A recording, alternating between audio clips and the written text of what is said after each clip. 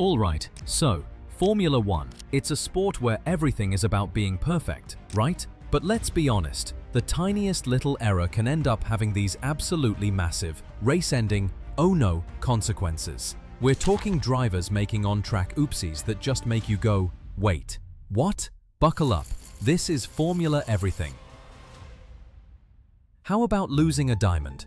No, seriously. For the 2004 Monaco Grand Prix, the Jaguar team decided to promote the Ocean's 12 movie by putting a real, flawless $300,000 diamond on the nose cone of their car. On the very first lap, driver Christian Klein hits the barrier at the hairpin. The car was fine, but when they checked, yep, the diamond was gone. To this day, it has never been found. That's Klein. He's gone off. Where's he gone off? Oh, it's at the nose hairpin. Let's have a look. Yeah, where is he? Oh, he's lost his nose up at the top for some reason, and then he toboggans down on it. It's wedged underneath his right front wheel, so he just skidded down. Let's talk about Lewis Hamilton's rookie season in 2007. He was this close to winning the championship in his first year. All he had to do was finish the race in China, but the team left him out on completely destroyed tires, and then this happens. He's got to come in. I think he's got some delamination on that right rear tyre. Surely the team have seen that. Thank you, Ted. Into the pits anyway comes Lewis Hamilton. He goes straight on into the gravel trap. Can he keep the wheels spinning? Can he get some momentum going? No, he can't. It's all going to get away from him. And they didn't bring him in, the McLaren team, any earlier. And this is the result of it. But don't worry, it gets worse. In the final race in Brazil, he still had a chance. But at the start of the race, his car mysteriously loses power with a gearbox glitch, dropping him to the back of the field. But no, he's slowing. Impossible. That's 4 places lost already. Just like that, the championship was gone. This one's a classic. We're in Baku in 2018. Everyone's just cruising behind the safety car. Romain Grosjean is simply weaving to keep his tires warm. And then, this. He just snaps the car and bins it straight into the wall, by himself. But here's the best part. Get temperature into the tires, and what's happened here, Paul? Oh, he's just dropped it himself. Trying to get temperature. No! No! What happened? I think Ericsson hit us. I can't believe that ended up in my mouth. Poor Marcus, I'm very sorry. It wasn't me. I promise it wasn't me. Was it you? You know you're having a bad day when you crash before the race even starts. This is the 2005 Chinese Grand Prix, and Michael Schumacher is just heading to the grid for the warm-up lap.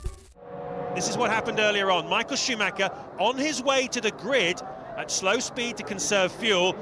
A tremendous misunderstanding between one of the rookies and the most experienced driver in Formula One. Both cars eliminated, both drivers starting the race from the pit lane. Now this will mean that Michael Schumacher will start from the pit lane. The spare car is allowed, but only if you start from the pit lane. All right, this one is just painful. It's Monaco, 2016, and Daniel Ricciardo has done everything right. He's dominated the weekend and is leading the race comfortably. So, the team calls him into the pits for his final stop, and nobody has any tires ready. You can literally see the mechanics running around in a panic trying to find them. They haven't got the tyres ready. The tyres aren't ready.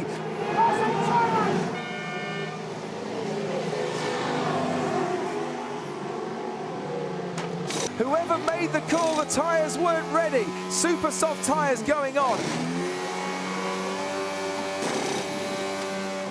And right now, I don't want to hear it. I don't want to hear anything. I want to get out of here, to be honest. You know, again, I feel I've delivered and done everything I can and not been rewarded. Lewis has a trophy today, and it hurts. This one hurts a lot, more than any other. We all know Senna was the king of Monaco, right?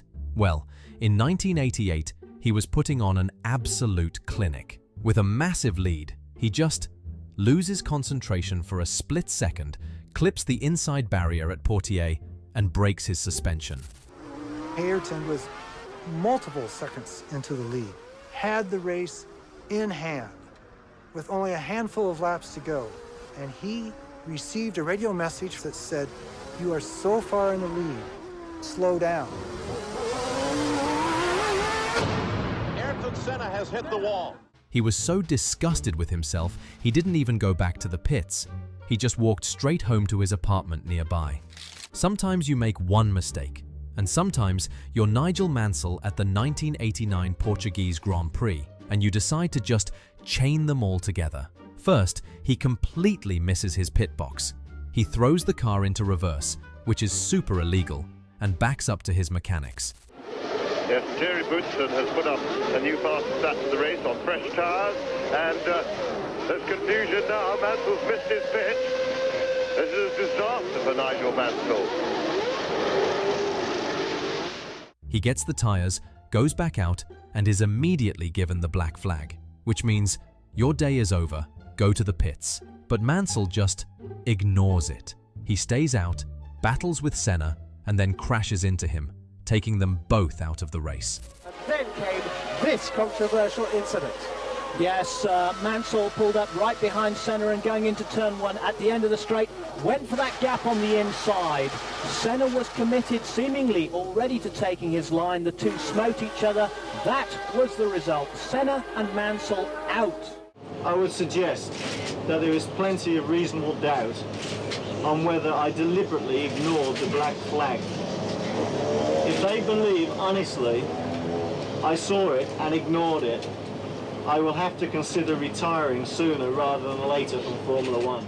Okay, so here's David Coulthard in 1995, leading the race, looking all set for a big win. He comes in for his routine pit stop and, well, he just completely misjudges the entry. Berger is down to 7th place and into the pit lane. Oh, my goodness!